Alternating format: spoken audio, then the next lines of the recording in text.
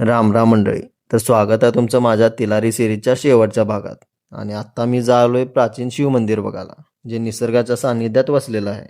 आणि तिकडं जाण्याचा मार्ग पण एवढा भारी आणि निसर्गाच्या सुंदरतेनं नटलेला आहे. उंच डोंगर, दऱ्या, चारी बाजूनी झाडं झुडपं आणि डोक्यावर निळाशार आकाश. असल्या रोडवरनं प्रवास करायची मज्जाच वेगळी आहे. हे सगळे नजारे बघत मी पोचलो त्या मंदिराच्या सुरुवातीला. पहिला एक छोटासा पूल आहे आणि त्याच्या खालनं खळखळता असं झरा वाहतोय. आजूबाजूचा परिसर पण एकदम सुंदर होता. सगळीकडे रंगीत फुलं होती, झाडं होती आणि तिथलं वातावरण पण एकदम शांत आहे.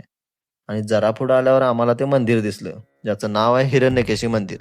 आणि हे मंदिर सिंधुदुर्ग जिल्ह्यातल्या आंबोली इथं आहे. आंबोलीच्या बस स्टँडपासून 5 किलोमीटर आत गेलं की हे मंदिर दिसते. हे मंदिर देवी पार्वती आणि महादेवांना समर्पित केलेलं आहे. मंदिराच्या गाभाऱ्यात नंदी, महादेवांची पिंडी, देवी पार्वती आणि गणपती बाप्पा विराजमान आहेत. मंदिराच्या बाजूलाच एक गुहा पण आहे. त्या गुहेतून नैसर्गिक पाण्याचा प्रवाह सतत वाहत असतोय आणि बाहेरच्या कुंडात पाणी जमा होत असते. मंदिराचा कळस हा महादेवांच्या पिंडीच्या आकाराचा आहे. आणि या मंदिराच्या परिसरात शांतता आणि स्वच्छता पण खूप होती. आणि मंदिराच्या समोरच एक पाण्याचा पवित्र कुंड आहे.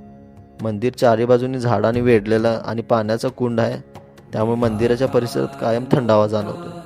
एका पौराणिक कथेनुसार देवी पार्वती यांच्या सोनेरी केसांमुळं या मंदिराचं नाव हिरण्यकेशी पडले असं मानलं जातं.